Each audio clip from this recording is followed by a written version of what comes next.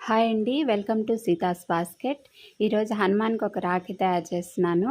ఎందుకంటే every Saturday నేను హనుమాన్ టెంపుల్‌కెళ్తాను. ఈ సాటర్‌డే రక్షాబంధన్ కూడా అదే రోజు వచ్చింది కాబట్టి హనుమాన్ కోసం ఈ రాఖీ.